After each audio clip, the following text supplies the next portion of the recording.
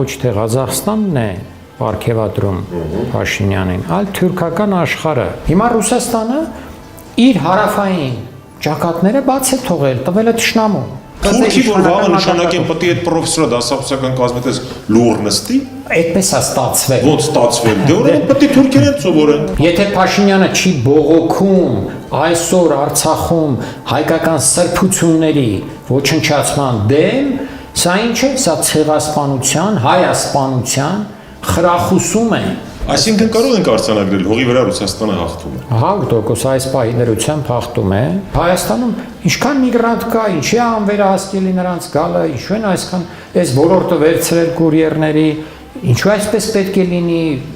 Տեսել եք մի հատ այդ հարցը բարձրացնեն։ Ամբողջ Հայաստանն է թիրախ, Սյունիքը առաջին հերթին, քանի որ ամենաթույլ օղակներից է։ Պայքարել է պետք, դիմադրել է պետք։ Full Learning-ը առաջինն ու միակն է Հայաստանի շուկայում, որն առաջարկում է աշխատանք բոլոր ուսանողներին։ Մեր դասընթացների ընթացքում նվեր հզոր համակարգիչ, ChatGPT 1 տարվա բաժանորդագրություն, պարտադիր եւ անվճար պրակտիկա, երաշխավորված աշխատանք, ուսանողներին զեղչ ըստ մոգերի, ճկուն ժամանակացույց, որը թույլ է տալիս ընտրել դասերի հարմար ժամ, օֆլայն կամ օնլայն սովորելու տարբերակ, դասախոսի այց ուսանողի տուն, անվճար շուրջօրյա խորհրդատվություն։ Զանգահարեք կամ այցելեք Գայի 1։ Full Learning ծրագրավորման դասընթացների նշաձողը Հայաստանում։ Եթե ուզում եք հենց մեր միջոցով բացահայտել հետաքրքիր մարդկանց եւ տաղանդավոր երեխաների, ապա միացեք մեր Patreon-ին ամսական ընդամենը $5։ Բարև ձեզ, սա Life Armenia YouTube ալիքն է, այսօր հյուրընկալել ենք ռազմական պատմաբան, քաղաքագիտության դոկտոր Արմեն Այվազյանին, բարև եք եկել։ Բարև ձեզ։ Հաշվի առնելով ձեր մեծ ներդրումը եւ Ղազախա-հայաստանյան հարաբերությունների զարգացման գործում ունեցած ակնառու նվաճումները, այսօր ես որոշեցի ձեզ պարգևատրել Ղազախստանի Հանրապետության բարձրագույն պետական պարգևով, ոսկե արծիվ շքանշանով։ Սա մեր անսասան եղբայրության, փոխադարձ վստահության եւ մեր ժողովուրդների ապագայի նկատմամբ ընդհանուր ձգտումների վառ խորհրդանիշն է։ Ղազախստանի նախագահ Տոկաևն է ասել. ոչ ավել, ոչ պակաս, մեր գերագույն գլխավոր հրամանատարին, Նիկոլ Փաշինյանին, պարոն Այվազյան։ Ասում теперь внимание вопрос, որ մեծ ներդրման մասին է խոսքը եւ ինչու ոսկե արծիվ։ Ամբողջ խնդիրն այն է, որ Ղազախստանը Թուրքիայի եւ Ադրբեջանի ռազմավարական դաշնակիցն է, այդ թվում Արցախյան հարցով, այդ թվում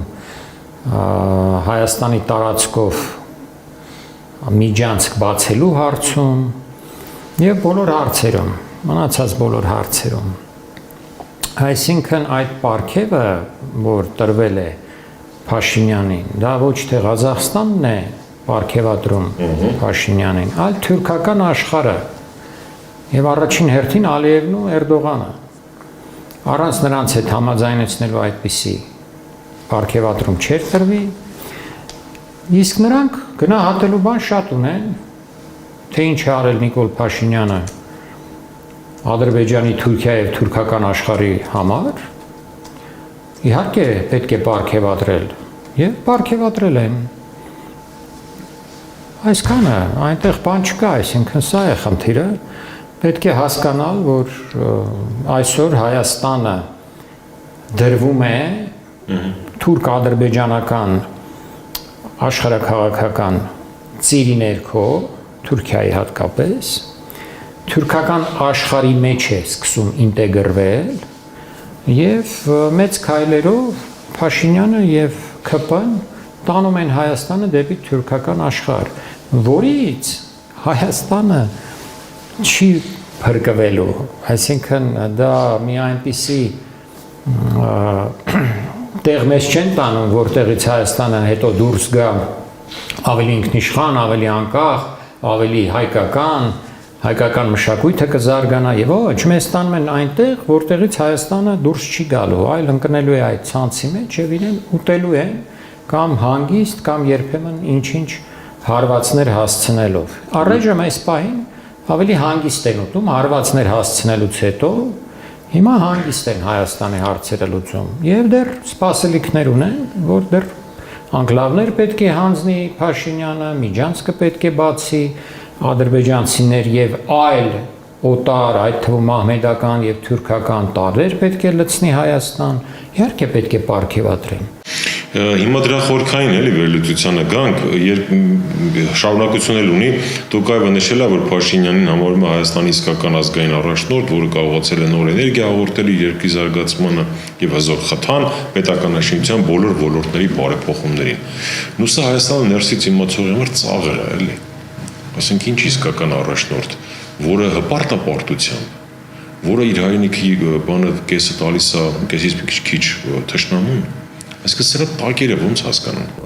Հենց այդպես, այսինքն իրենց համար թուրքական աշխարհի տեսանկյունից այդ թուրքական պետությունների կազմակերպությունը, չէ, վերջին հաշվով, որը շատ սերտորեն արդեն նաև անվտանգության հարցերում է համագործակցում, մշակութային հարցերում, լեզվական հարցերում, տնտեսական հարցերում, բոլոր հարցերում ստեղծվել է արդեն Արցախի ոչնչացումից հետո եւ Հայաստանի կապիտուլյացիայից հետո ստեղծվել է բավականին հզոր եւ օրեցօր հզորացող մի այդպիսի միջպետական միավորում, որն ունի ամբողջ արևմուտքի աջակցությունը։ Հիմա սա է հարցը, որ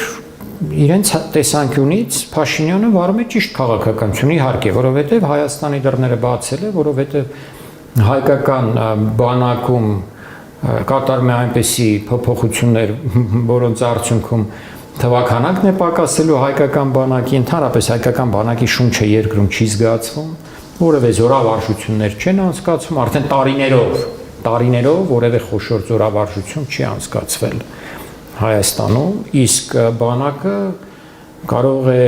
զարգանալ միմիայն իր մարտունակությունն ամրապնդել,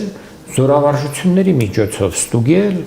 սխալները, թերությունները, հրամանատարների հմտությունները եւ այլն։ Բացառված է այդ ամեն ինչը։ Տեսեք, այս նոյեմբերի 16-ին Գերմանիայում իրեն զինված ուժերը ոչ թե ոստիկանությունը, այլ զինված ուժերը Բերլինում հնգօրյա զորավարժություններ էին սկսել։ Այսինքն 3 պետք է ավարտված լինեն, 3 վերջին օրները այդ զորավարժությունների Բերլին քաղաքում, որը հեռու է շատ ռուս-ուկրաինական ճակատից, բնականաբար հասկանալ էր, որ իրենց հակառակորդ են համարում Ռուսաստանին, բայց Գերմանիայի եւ Ռուսաստանի միջև մի քանի պետություն կա, այնուամենայնիվ նրանք ելնելով ընդհանրապես ազգային անվտանգության բնագավառում ընդունված վատագույն սցենարների հաշվարկումից արդեն սկսել են Բերլինում, ուրեմն մետրոպոլիտենում, չգիտեմ կարևոր ինչ օբյեկտներ, զորավարժություններ են անցկացնում։ Իսկ Հայաստանը, որը սահմանից Ադրբեջանի եւ Թուրքիայի մի փոքրիկ տարածություն է անջատում մայրաքաղաքը եւ մյուս քաղաքները, բացարձակապես ոչ մի զորավարժության մասին խոսք չկա, ընդհակառակը Նիկոլ Փաշինյանը արդեն տարիներ է, ինչ ասում է, գնացեք հանգիստ ապրեք, այդ պայքար-մայքարը մոռացեք, խաղաղություն է, հիմա էլ պնդում է, թվականակն է բանակի կրճատում, այդ թվում ուրեմն կրճատելով 2 տարվանից իջեցնելով ժամկետը ծառայության 1.5 տարի եւ այլն, սա թուրքական աշխարհի համար նվեր է, հասկանում եք, դե մարդիկ էլ պարգևատրել են, ինչ կա դրանում, ոչ թափանցիկ, ամեն ինչ թափանցիկ է։ Այսինքն Հայաստանի Փաշինյանի բաները ասենց գնահատել են։ Իհարկե, գնահատել են եւ հələ խրախուսել են, որ շարունակի, որտեղ Էրդողանն ու Ալիևը որ նվեր տան, մի քիչ այլ կերպ կընկալվի, այտենց իհարկե խոտկանյում են։ Այո, եւ շատ հնարավոր է այդ որոշումն ընդունվել է Բաքվում կամ Անկարայում, ոչ թե Ալմաթայում կամ Աստանայում ասենք։ Տեսեք, սա մեր մասով, բայց սրան մի քիչ ավելի գլոբալ տիրույթում այլ վերլուծություն կա, որ սկսեցին ակտիվանալ կենտրոնասիական երկրները կամ Հայաստանը սկսեց կենտրոնասիական երկրների դեմս Ղազախստանի հետ տալ առնել եւ Թրամփի կենտրոնական Ասիա այցից հետո։ Այսինքն Թրամփը, որպես Միացյալ Նահանգների ղեկավար, կարևորեց կենտրոնական Ասիայի երկրների, չգիտեմ, ռեսուրսը, քաղաքական ներուժը եւ այլն, ու դրանից հետո միանգամից սկսվեց արևմտյան ժողովրդավարության էքսպորտը դեպի այդ տարածաշրջան։ Այստեղ տեսնում եք։ Չէ, իհարկե ժողովրդավարության մասին պետք չէ խոսել, ոչ մի ժողովրդավարության էքսպորտ չի եղել, բայց այն, որ արևմուտքը դեմ չէ, որպեսի Փաշինյանին այդպես գնահատեն թուրքական առաջնորդները, որոնք տոնում էին Արցախի ցեղասպանությունը, իհարկե դեմ չէ, իրենք են ողջունում Ալիևին եւ Էրդողանին, նույն Թրամփը լինի կամ մյուս առաջնորդները Եվրոպայի, Արևմուտքի, իրենք են ողջունում։ Այստեղ հակասություն չկա, այսինքն ասում եմ, ես ասացի, որ այդ թուրքական պետությունների կազմակերպությունը համագործակցում է Արևմուտքի հետ, որովհետև խոշոր հաշվով այն ուղղված է Արևմուտքի աշխարհաքաղաքական հակառակորդների դեմ, Ռուսաստանի, Չինաստանի եւ Իրանի դեմ։ Այստեղ խնդիրն այն է, թե Ռուսաստանը, Չինաստանը ինչու են առայժմ շատ այսպես թեթև աչքով նայում այդ թուրքական աշխարհին, ամեն մեկն իր նպատակներից կամ հանգամանքներից ելնելով, եթե Չինաստանը դեռևս չի անհանգստություն զգում դրանից, որովհետև իր Սինցյան նահանգում նա հիմնականում կարծես թե արդեն լուծել է ուйղուրական խնդիրը եւ գնալով տարեց տարի ավելի ամրապնդվելու այնտեղ, ուրեմն թուրքական այդ աշխարհը չի կարող իր տարածքում լուրջ գործողություններ, գուցե մանր-մունր ահաբեկչական գործողություններ դեռևս հաջողվի ուйղուրներին կամ մնացածներին իրականացնել, բայց նա նրանից չի վախենում։ Հետո Չինաստանը շատ ավելի մոտ է Թուրքիայից, ավելի մեծ ռեսուրսներ ունի եւ նրա ներկայությունը տնտեսական առումով Կենտրոնական Ասիայում ավելի հզոր է։ Ուրեմն չի վախենում դրանից։ Խնդիրը Ռուսաստանն է մնում։ Ռուսաստանն էլ ինքը իր շահերի դեմ կատարել է որոշակի զիջումներ եւ այսպես առևտրական ինչ որ քաղաքական առևտուր։ Այո, քաղաքական առևտրի մեջ է մտել աշխարհաքաղաքական արևմուտքի հետ, որոշել է, որ լավ, ես հիմա կզիջեմ իմ հարավը, քանի որ ունեմ ուկրաինական խնդիր կամ չգիտեմ իրենք ինչպես են դա որոշել, ինչպես են արդարացնում, բայց դա բացարձակապես սխալ, բացահայտորեն սխալ հաշվարկ է, որովհետև հարավից ոչ պակաս վտանգ է սպառնում Ռուսաստանին, քան արևմուտքից, Ուկրաինայից կամ Եվրոպայից։ Շատ ավելի մեծ է վտանգը այստեղից, որովհետև եթե նրանք հիմա այդքան անհանգստացած են Մերձբալտիկայում, Մերձբալտիկան վերջին հաշվով եվրոպացիներ են այնքան պատերազմելու կամ ագրեսիվ դրսևորումներ այսպես ցուցադրելու նպատակներ ունենալու շատ մեծ չեն այնտեղ, բայց հարավը, մահմեդական հարավը, թուրքախոս հարավը շատ ավելի ագրեսիվ է նաև իր ներկայությամբ Ռուսաստանում, միլիոնավոր ներկայացուցիչներ այդտեղից ներկա են Ռուսաստանում, այդ թվում մայրաքաղաքներում, Մոսկվայում եւ Սանկտ Պետերբուրգում։ Դե միշտ այս մասին խոսվում է, բայց Ռուսաստանը կարծես կարողանում է այդ հավասարակշռությունը պահել այդ մուսուլմանական հարավի թեկուզ Ռուսաստան։ Չէ, այդպես մի ասեք, որովհետեւ այսօր իսկ այդ խոսքը գործ երբեք չի դարձել։ Բայց այսօր արդեն լուրջ լարումներ կան հենց Ռուսաստանի ներսում այդ միգրանտների, մահմեդական միգրանտների եւ տեղի բնակչության հազար ու մի հարց է առաջանում, որոնք արդեն իսկ սկսել են խնդիրներ առաջացնել եւ գնալով ավելի ուժեղանալու են այդ խնդիրները։ Էլ չասած, որ ռազմական առումով այստեղ ստեղծվում է Ռուսաստանին թշնամի մի ուժ, իդեմս օրինակ Ադրբեջանի, արդեն իսկ ստեղծվել է եւ այն բոլոր այն նախկինում Զախարովի, Պեսկովի, Լավրովի այն հայտարարությունները ռազմավարական, ուրեմն բարիդրացիական հրաշալի հարաբերությունների մասին Ադրբեջանի հետ հոդս են ցնդել, այդ ամեն ինչը վերացել է եւ այսօր եթե այդպիսի խոսակցություն լինի, հասկանալի է, որ մարդ կասեն պարզապես հիմարություններ են սրանք։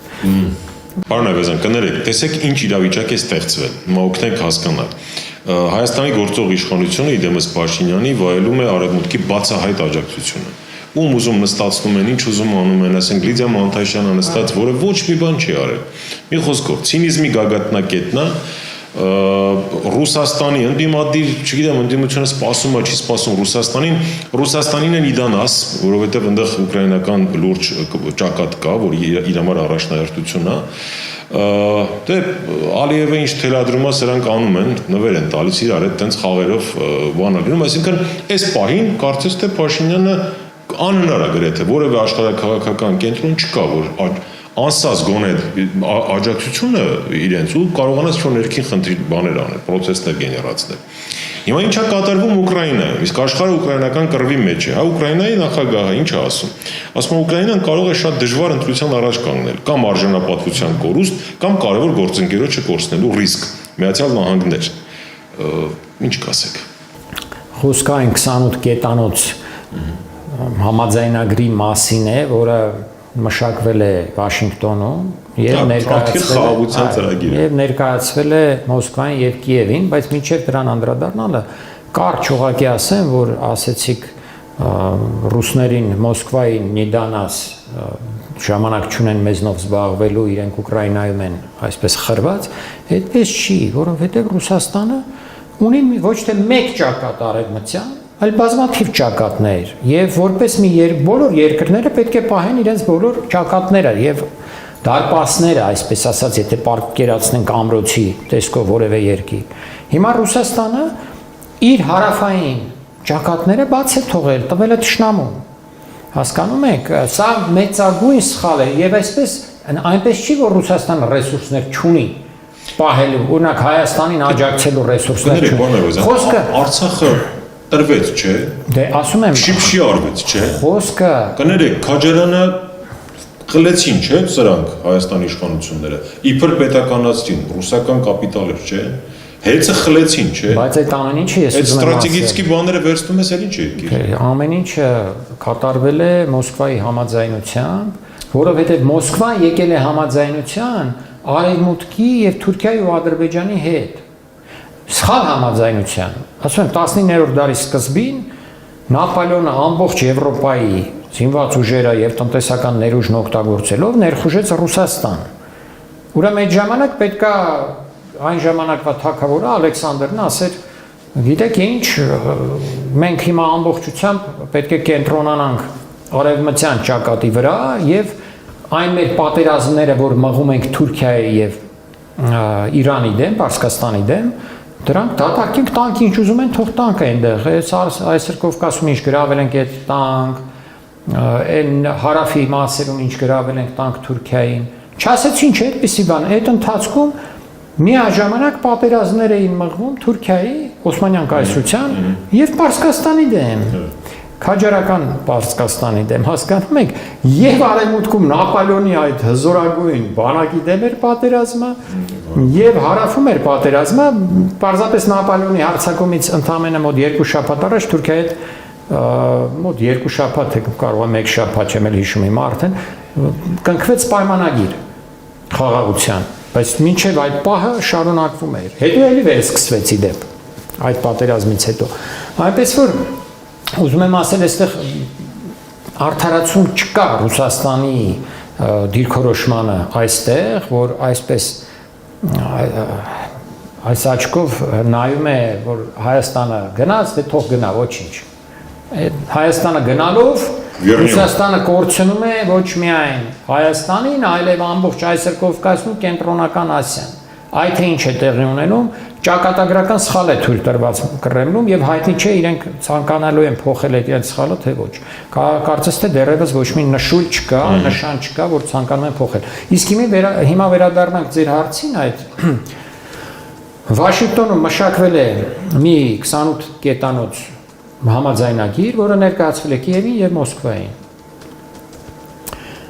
Այնպես են ներկայացնում արևմտյան ուրեմն ուժերը այդ համաձայնագիրը, կարծես սա Կիևի կապիտուլյացիան է հիմնականում։ Բայց այդպես չէ, որովհետեւ այնտեղ այդ կետերի մի զգալի մասը, եթե ոչ, ասենք, բավական զգալի, կեսը գուցե կամ այդ կետերից շատերը անընդունել են Ռուսաստանի համար։ Բայց իրենք այնպես են ներկայացնում, իբր տեսեք, մենք ինչ զիջումներ ենք պահանջում Ուկրաինայից, Դոնբասն են պահանջում, Ղրիմն են պահանջում, այո։ Բայց դրա հետ միասին ասում են Ուկրաինան պետք է ունենա 600,000-անոց բանակ, այսինքն ամբողջ կռիվն այն մասին էր, որ Ուկրաինան չպետք է ունենա այդպիսի հզոր զինված ուժեր, որոնք այժմ էլ ունի։ Դա կամ ասում են, թե Ռուսաստանի սառեցված ակտիվներից, որոնք գտնվում են արևմուտքում, մասնավորապես հիմնականում Բելգիայում, մոտ $100 միլիարդ պետք է տրամադրվի Ուկրաինայի վերականգնմանը,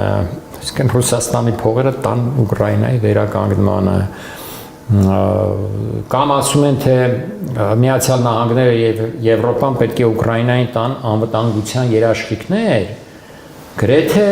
նատոյական պայմանագրի 5-րդ հոդվածի համաձայն, այսինքն եթե հարձակում է տեղի ունենում Ուկրաինայի վրա, դա համարվում է հարձակում այդ բոլոր պետությունների վրա, մասնավորապես հենց Միացյալ Նահանգների վրա։ Այս ամեն ինչի դեմ էր կռվում Ռուսաստանը, որ սրանք չլինեն այս կետերը, հիմա ասում են, չէ, այս կետերը ընդունում ես, այսինքն Արևմուտքը պարտության է ուզում մատնել եւ Ռուսաստանի ոչ թե ուզում մատնել, այդպես է, Ուկրաինան արդեն իսկ պարտված է իր այսօրվա վիճակով, այնտեղ պետությունը քայքայված է, միլիոնավոր մարդիկ փախել են երկրից, 100,000-ավոր մարդիկ զոհվել են, երկիրը քայքայված է, այսինքն ամրապնդում է Ուկրաինայի պարտությունը այս կետում, թեև փորձում է պահպանել Ուկրաինային որպես պետություն, հետագայում որպես դարձյալ Ռուսաստանի դեմ մի լուրջ գործոն ու խաղաքար։ Իսկ Ռուսաստանին էլ պարտություն է մատնում նրանով, որ Ռուսաստանը չի հասնում իր առջև դրված նպատակներին, բայց այդ ամեն ինչը ներկայացում է որպես իբր Ուկրաինայի պարտություն, այնինչ երկուսի պարտությունն էլ է արևմուտքի հաղթանակն է, եթե այդ համաձայնագիրը կնքվի, համաձայնվեն այդ երկու կողմերը, բայց ոչ այն կողմն է համաձայնվելու, ոչ էլ մյուս կողմն է համաձայնվելու։ Պարզապես սա կարծես թե այն սկզբնական կետերն են, որոնց հիման վրա հետագայում կամաց պիտի գան ինչ-որ մի համաձայնության։ Full Learning-ը առաջինն ու միակն է Հայաստանի շուկայում, որն առաջարկում է աշխատանք բոլոր ուսանողներին։ Մեր դասընթացների ընթացքում նվեր հզոր համակարգիչ, ChatGPT 1 տարվա բաժանորդագրություն, պարտադիր եւ անվճար պրակտիկա, երաշխավորված աշխատանք, ուսանողներին զեղչ ըստ մոգերի, ճկուն ժամանակացույց, որը թույլ է տալիս ընտրել դասերի հարմար ժամ, օֆլայն կամ օնլայն սովորելու տարբերակ, դասախոսի այց ուսանողի տուն, անվճար շուրջօրյա խորհրդատվություն։ Զանգահարեք կամ այցելեք Գայի 1 Full Learning ծրագրավորման դասընթացների նշաձողը Հայաստանում։ Պապի բիզնես բլեֆներից։ Այո, այդ 600,000-ից հետո կարող է պակասեցնեն, ասեն, չէ, մի 200,000 զինված ուժերը Ուկրաինայի բիզնեսմեն է, էլի, բարձրից սկսում է բարձր դնենք, հետո ցածր, հետո ասում ենք տորգը։ Բանն էլ է ձեր, լավ, ոչ միայն այդ, այլև են եւ այլ։ Այսինքն կարող ենք արձանագրել հողի վրա Ռուսաստանը հաղթում է։ 100% այս պահի դրությամբ հաղթում է,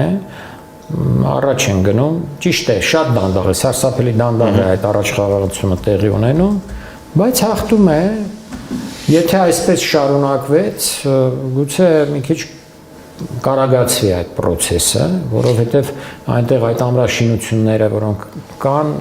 եթե հաղթահարվեցին հենց Դոնբասի շրջանում կամ Զապորոժիայի շրջանում, դրանից հետո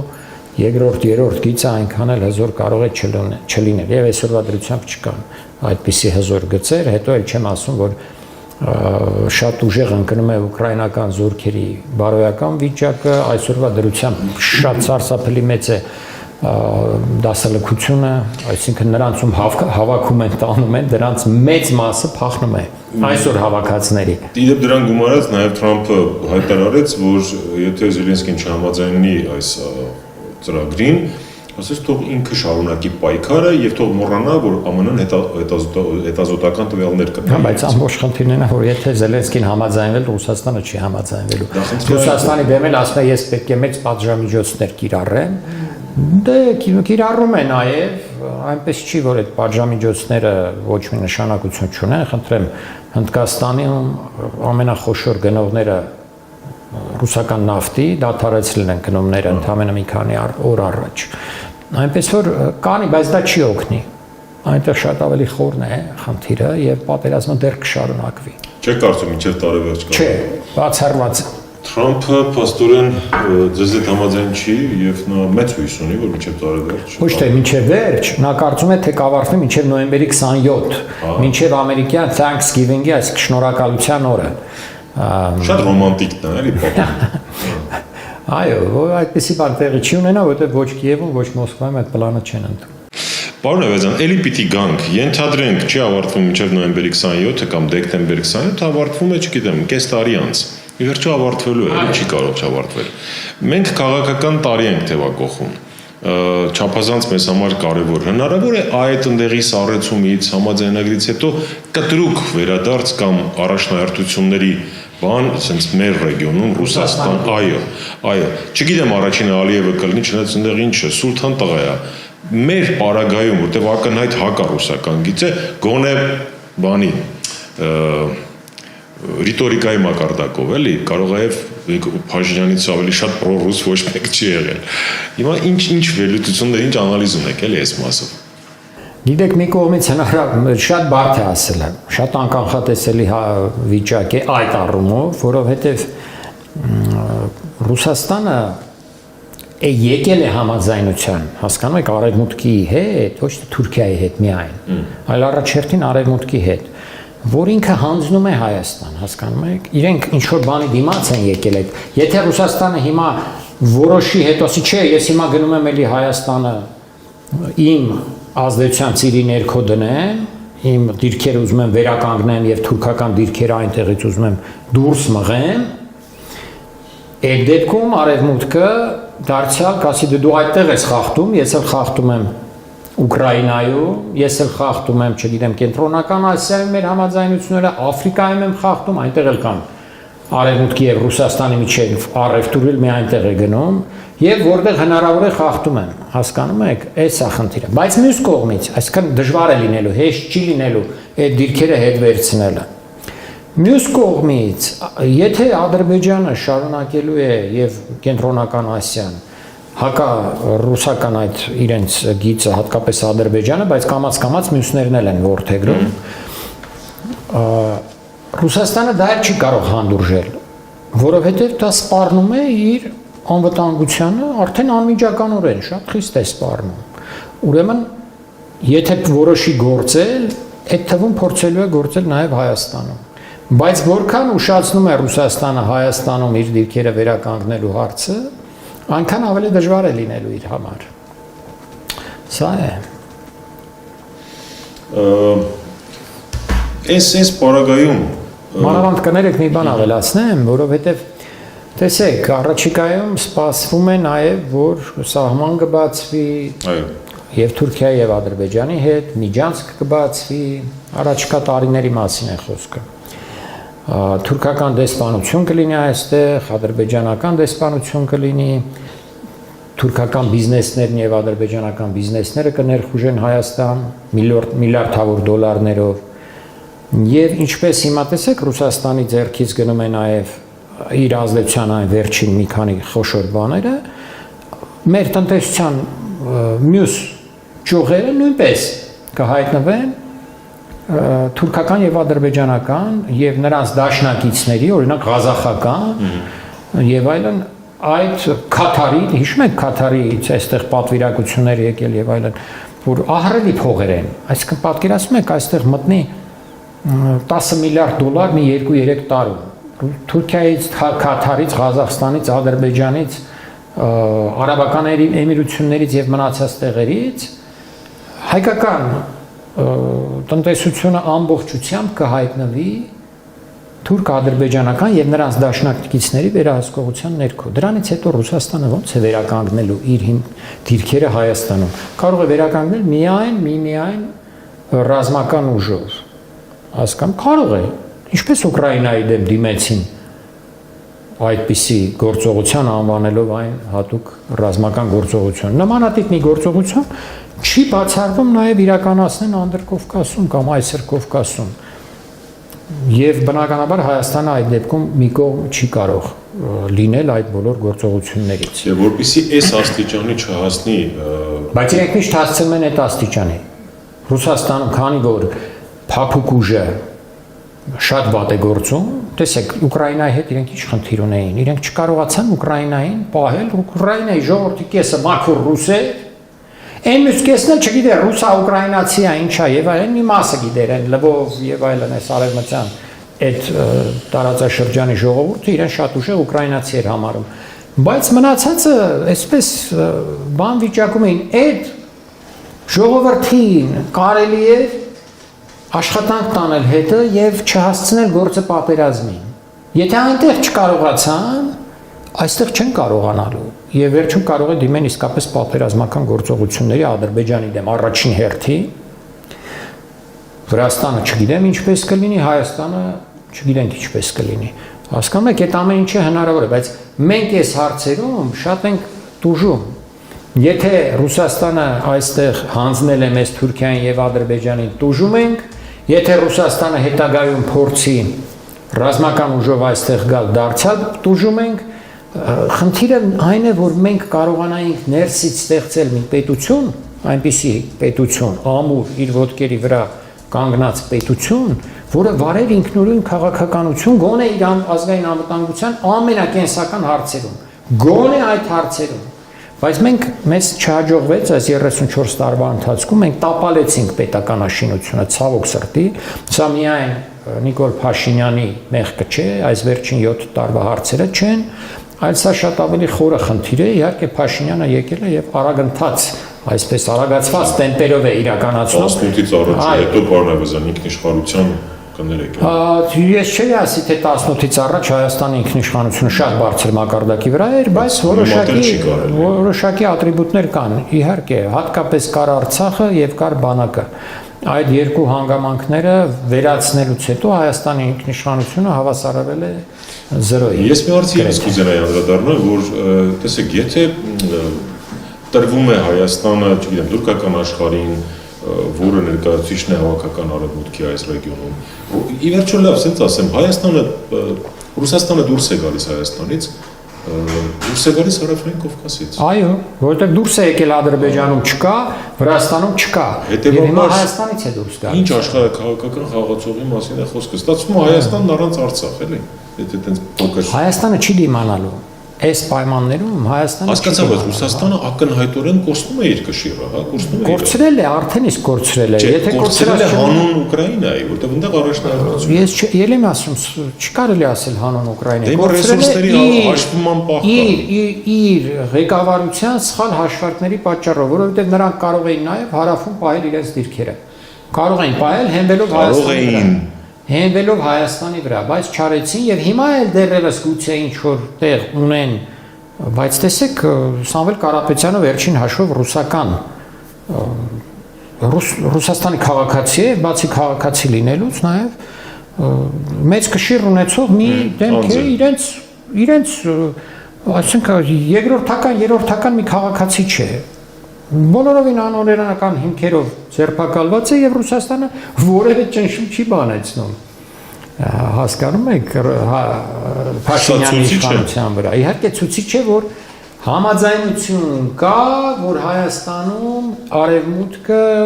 իդեմս Թուրքիայի եւ Ադրբեջանի վերցնի բոլոր լծակները իր ձեռքը։ Նաեւ հեցի հարցը, որը վերջին հաշվով ռուսական ընկերության էր պատկանում։ Հիմա հեծն էլ վերցրեցին Ռուսաստանի ձեռքից փաստորեն, ոչ միայն Սամվել Կարապետյանի, այլև Ռուսաստանի ռուսական ընկերության ձեռքից են վերցնում այդ հեծը։ Ռուսաստանից ազդեցություն, փոխազդեցություն կամ ինչ որ մի բան տեսնում ենք, չենք տեսնում։ Առայժմ այսպես է վիճակը։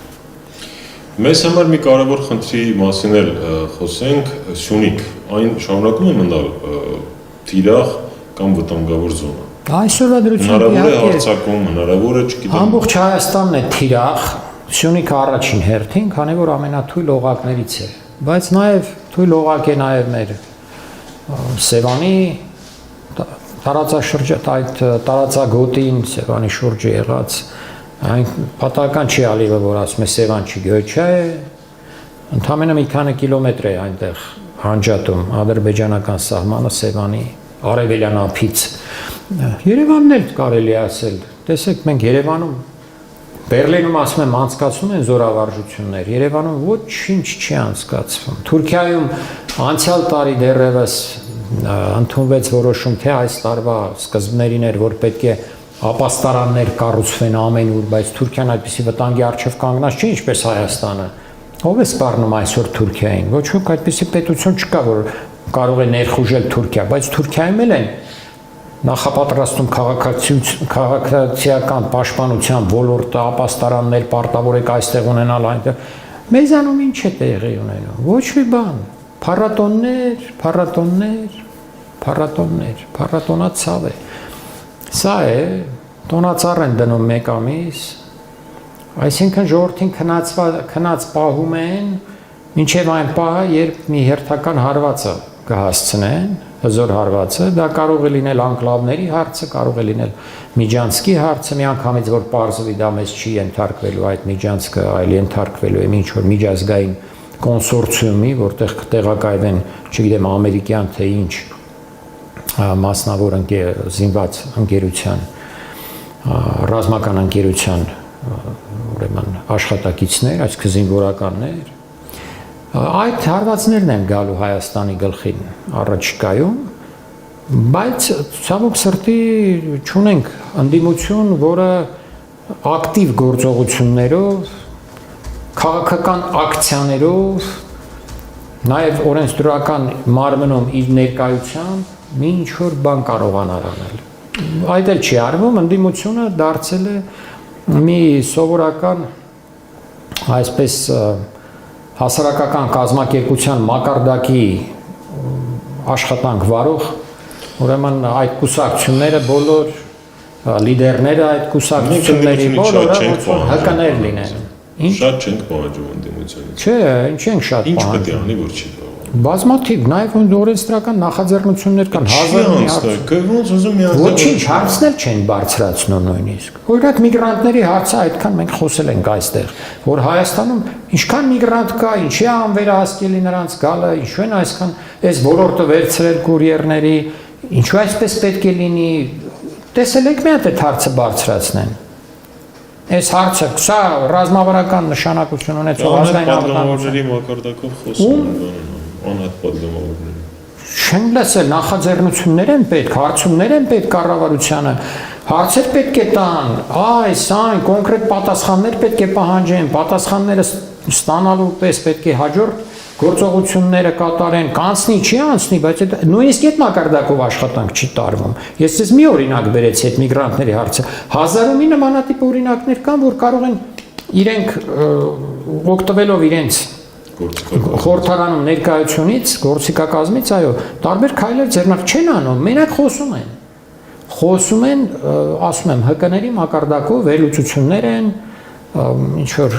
տարբեր փոքրիկ ակցիաներ են, բայց ոչ թե լուրջ, խոշոր միջոցառումներ են, որոնք կարող են ժողովրդին ոտքի հանել։ Հազարում մի բան է տեղ ունեցել, օրինակ, ընդդիմությունը բողոքել է այն ակադեմիական քաղաքի կամ ակադեմիական այն ուրեմն որ հայ գիտնականները պետք է հրատարակվեն օտար լեզուներով, որպեսզի ստանան ատեստացիան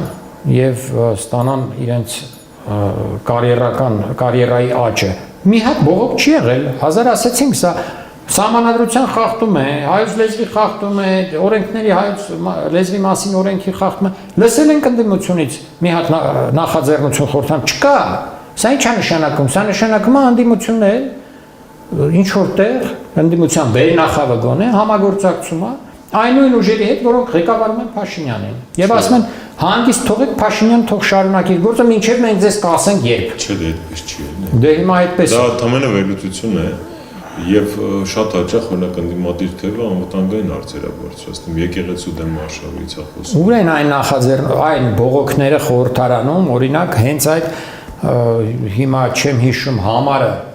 այդ որոշման, որ 23 թվականի դեկտեմբերին ընդունվեց, որ հայ գիտնականները պետք է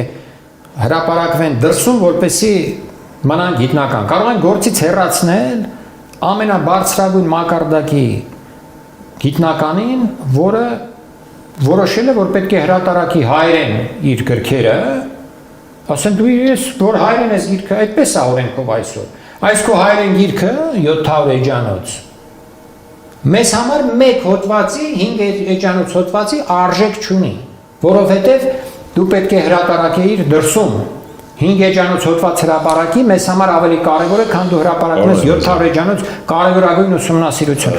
Ուր է հանդիմություն, այս հարցով խոսել է։ Ճիշտ եք ասում, բայց կներեք էլի, կարելի է մի քիչ էլ գիտնականները խոսեն։ Մի քիչ Խելա ես գիտնական եմ, խոսում եմ։ Ես խոսել եմ, ասել եմ, գրել եմ։ Ասել եք, ասում եք ու էլի։ Բացի ինձնից էլի մարդիկ են։ 5 հոգու անուն տվեք։ Կան խոսել են։ Չէ, կա իհարկե։ Ամեն ինչ բարդ ընդդիմության վրա, իրաց ոլորտին կպտում են, ծպտումները չեն անում։ Այդքան անտերուլուզ միություն կա, մեկից մի բան լսել եք։ Չէ, ասեցիք ես կարող եմ 5 հոգու անուն։ Դե 5 հոգու անուն տվեք, լավ, 5 էլ ես կտամ ու կտամ։ Իսկապես կան այդ անունները, կարող եմ տալ, բայց իմաստը չունի հիմա ես դրանց անունները։ Չէ, ախր մենակ ընդդիմությունն են ասում, ճիշտ եք ասում, օրենսդրական մակարդակը։ Եթե ասեք, որ չեն գործել կոլեկտիվները գիտական օրինակ եւ գիտական համակարգը, բայց այո, այսինքն ԵՊՀ ղեկավարությունը, ակադեմիայի ղեկավարությունը, մատենադարանի ղեկավարությունը, մանկավարժական համալսարանի ղեկավարությունը, որը իդեպ այսօր նշանակել են ռեկտոր այնտեղ, Թուրքիայի հետ համար առաջին գծում համագործակցող մի դեմքի։ Այդ ուրիշ հարց է, որ ղեկավարություն, բայց ղեկավարությունը նշանակում է իշխանությունը, ղեկավարությունը Թուրքի որ վաղը նշանակեն պետք է այդ պրոֆեսորը դասախոսական կազմից լուր նստի, այդպես է ստացվել։ Ոնց ստացվել։ Դե ուրեմն պետք է թուրքերեն սովորենք։ Հա, դե ներողություն, բա այս շիպես եթե պետքա հանդուրժենք կներեք, էլի չեմ դիմանում ցես բաներին, էլի։ Դե ահա։ Ընդդիմություն, հասկացանք։ Ես խոսում եմ ընդդիմության մասին։ Դուք ասում եք այդ ախր մենակ այդ անտերընդդիմությունն է։ Նայեք, չէ։ Full Learning-ը առաջինն ու միակն է Հայաստանի շուկայում, որն առաջարկում է աշխատանք բոլոր ուսանողներին։ Մեր դասընթացների ընթացքում նվեր հզոր համակարգիչ, ChatGPT 1 տարվա բաժանորդագրություն, պարտադիր եւ անվճար պրակտիկա, երաշխավորված աշխատանք, ուսանողներին զեղչ ըստ մոգերի, ճկուն ժամանակացույց, որը թույլ է տալիս ընտրել դասերի հարմար ժամ, օֆլայն կամ օնլայն սովորելու տարբերակ, դասախոսի այց ուսանողի տուն, անվճար շուրջօրյա խորհրդատվություն։ Զանգահարեք կամ այցելեք Գայի 1 Full Learning ծրագրավորման դասընթացների նշաձողը Հայաստանում։ Սպասեք, ընդդիմությունը չի նշանակել իշխանությունը։ Իր հրամանով ասեմ կամ չգիտեմ ռեսուրսով, ընդդիմությունը ասել է ես քաղաքական ուժ եմ, ես եկել եմ, ես պիտի պաշտպանեմ հայ ժողովրդի շահերը, պետք լինի բոլոր միջոցներով պիտի պաշտպանեմ։ Դու պետք լինի, որտեղ այսօր այդպիսի իրավիճակ է, կյանքից գնով պիտի պաշտպանեմ։ Այս անդիմությունը։ Իսկ դուք ասում եք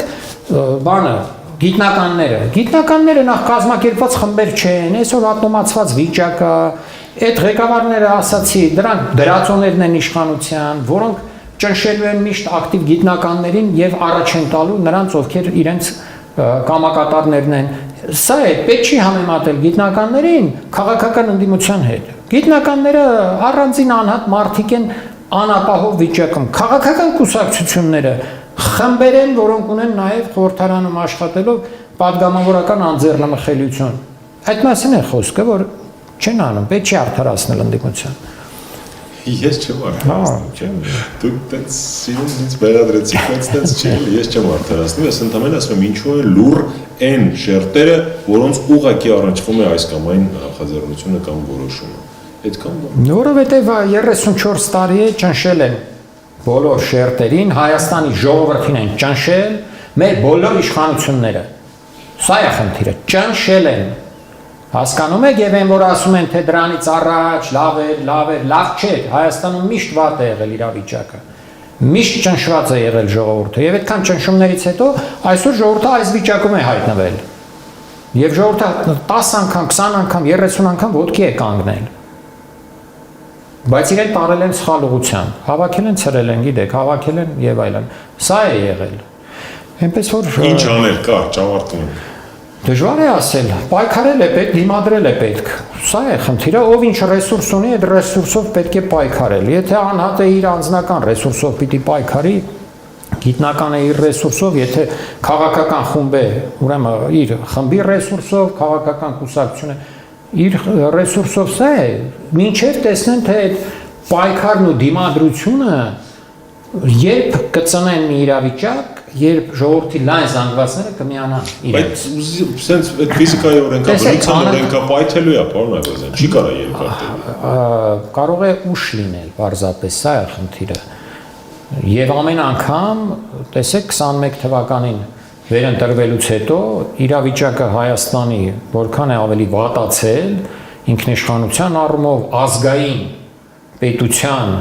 նույնիսկ ձևական ատրիբուտներն են արդեն մեր ձեռքից խլում, հասկանում եք, Արարատ սարից են պարտադրում, որ հրաժարվեն, այսօրվա չինովնիկը, որոնք տասնյակ հազարներով են, չէ՞ մեր չինովնիկները, այսինքն այսօրվա չինովնիկը վախենալու է Արարատ սարը կպցնել իր գրասենյակի պատին, վախենալու է հայ հերոսներին կպցնել իր գրասենյակի պատին, վախենալու է Արցախ բառով կամ Արցախի քարտեզը կպցնել իր գրասենյակի պատին, վախենալու է ելույթներից։ Սա մի իրավիճակ է, որ անգամ Խորհրդային Միության օրոք Հայաստանի ժողովուրդը այս աստիճան ազգային հարցերում ճնշված չէր, որ աստիճան այսօր է ճնշված, բայց սա դեռ սկիզբն է։ Այս ճնշումները շարունակվելու են։ Ես այս մասին ինչքան առիթ եղել է, մենք խոսել ենք։ Այս ճնշումները շարունակվելու են եւ բերելու են բոլոր ազգային ուժերի ոչնչացման, ընդհանուր բոլոր ովքեր որ ազգային են, այս բոլորը պետք է լռեցվեն Հայաստանում Անկարայի եւ Բաքվի պահանջով։ Եվ որևէ ուժ դրսում չի լինելու, որը աջակցի մեզ։ Սա մենք պետք է, ներսից պետք է պայքարենք այս ամեն ինչի դեմ։ Այն բանից հետո, երբ պայքարը կհասնի որոշակի մի աստիճանի, իսկ այն կարող է հասնել, եթե օգտագործվեն այն առիթները, որ անընդհատ լինում են։ Առիթները բաց է թողում ընդդիմությունը, գնում է այդ առիթը, խորանում է, հարցը Փաշինյանը լուծում է, փակում է, հետո ինքնուրույն է կոդված տաշտակը։ Այսպես առիթները օգտագործելով Եղջերը Ռուսաստանին, այդ էլի մեր այդ սահմանափակ մոտեցումը քաղաքական այդ, չգիտեմ ինչ ասեմ, էլի կարճատեսությունը Ռուսաստանից կախյալ, եղբայր այս աշխարհը մենակ Ռուսաստանով է։ Չէ, կարելի է տարբեր տեղերում հենվել տարբեր ուժերի վրա, բայց նախ եւ առաջ քո ուժերի վրա պիտի հենվել։ Վերջ այդ ներքին ուժերն էլ ասենք չեն գեներացնում։ Ասել ձեզ դուրս եկան մարդիկ, տասնյակ հազարներով դուրս եկան։ Էլ ու ֆրֆռու մարաթոն եք սարքել։ Դա է։ Ցավոք սրտի այսպիսի իրավիճակ է, հեշտ չի, լույսը թունելի վերջում դեռևս չի երևում։ Բայց կան նոր ուժեր, կան մարդիկ, եթե գնում ենք ֆորս մաժորներ չի լինում, ընտրության են գնում, ես չգիտեմ, սա ոչ կոչ է, ոչ էլ ուղղակի խնդրանք, որպեսզի մարդիկ լսեն։ Լսեք Արմեն Այվազյանի վերլուծությունը, լսեք տարբեր իսկ առողջ մարդիկ կան։ Լսեք ոչ միայն մեր եթերով, լսեք ձեր հետևությունն արեք։ Եթե իհարկե մարդը դեգեներատ չի կամ իծն է, կամ ի պաշտոն է, թշնամի ու դավաճան չի։ Իսկ այդպիսիք ցավոք սրտի այսօր կան։ Դե կոլաբորանտ է իշխանությունը թշնամու հետ համագործակցում է հայկական շահերի դեմ, Հայաստանի պետության շահերի դեմ, հայ ժողովրդի, օրինակ Արցախի հատվածի շահերի դեմ, հասկանում եք, եթե Փաշինյանն ասում է խաղաղությանը խանգարում է Արցախի հայության վերադարձի մասին խոսակցությունը, սա ինչ է, սա ցեղասպանության խրախուսում է։ Եթե Փաշինյանը չի բողոքում այսօր Արցախում հայկական սրբությունների ոչնչացման դեմ, սա ինչ է, սա ցեղասպանության, հայասպանության խրախուսում է։ Հասկանում եք, սա կոլաբորանտություն է, սա դավաճանություն է, պետական դավաճանություն է, ազգային դավաճանություն է, ինչպես ուզում եք բնութագրեք։ Սա է իրավիճակը։ Եվ իդեպ այսպիսի իշխանության հետ համագործակցությունը, որ իրականում ընդդիմությունը փաստորեն համագործակցում է այս իշխանության հետ, լինելով խորհրդարանում, այդ համագործակցությունը լեգիտիմացնում է եւ օրինականացնում է Փաշինյանի կառավարության այս բոլոր կոլաբորանտական միջոցառումներն ու քայլերը։ Այնպես որ հայ ժողովրդի խնդիրը հենց դա է, որ այսօրվա դրությամբ իշխանությունը կատարում է լրիվ խորը կոլաբորացիայի մեջ է հայ ժողովրդի եւ Հայաստանի թշնամիների հետ, ընդդիմությունը կոլաբորացիայի մեջ է իշխանության հետ, չինովնիկությունը ենթարկվում է իշխանությանը զանց առնելով բոլոր տիպի ազգային շահերը, մոռացել է, ապազգայնացվել է, անզգայնացվել է ազգային հարցերի տեսանկյունով, ժողովուրդն էլ հայտնվել է անգլուխ վիճակում եւ հետո ժողովրդից են պահանջում, ժողովուրդ դուրս արի փողոց եւ այլ։ Այսպիսի մի իրավիճակի մեջ ենք ապրում եւ չմոռանանք նաեւ բանակը եւ մեր ուժային կառույցները, իրավապահ մարմինները, որոնք այս ամենը տեսնում են եւ հանդուրժում են, փաստորեն նույնպես համագործակցելով այս իշխանության հետ եւ միջնորդավորված կերպով համագործակցելով մեր թշնամի Թուրքիայի եւ Ադրբեջանի հետ։ Դա Տավուշի դեպքերը ձեզ մի օրինակ, երբ հանձնվեցին ռազմավարական կամ օպերատիվ ռազմավարական նշանակություն ունեցող տարածքներ Ադրբեջանին եւ մենք չտեսանք իրավապահ մարմինների կամ զինված ուժերի ղեկավարության որևէ դիմադրությունը։ Շատ ենք այսօրով ապրում ու այդ TikTok-միկտոկերը շատ ենք նայում, պարոն Այվազյան, այդ ձեր ետևում Վարդան Մամիկոնյանն է։ Պատմություն շատ կարդանք Արմեն Այվազյանի հենց հեղինակած գրքերը, որոնք եւս մեր պատմական sense ներուժի ու մասնավորի ռազմագիտական ներուժի մասին են։ Դրանք մեզ ուժ են տալիս, թև են տալիս։ Մեզ այդ թևաթափությունը այսօր մեր հերն անիծում է։ Կներեք, շնորհակալ եմ։ Ես էլ եմ շնորհակալ գնահատականի համար։ Սա Live Armenia YouTube-յան ալիքն է։ Այսօր հյուրընկալել ենք քաղաքագիտության դոկտոր, ռազմական պատմաբան Արմեն Այվազյանին։ Լավ եղեք, շնորհակալություն, որ հարցազրույցը դիտեցիք եւ բաժանորդագրվեցիք մեր ալիքին։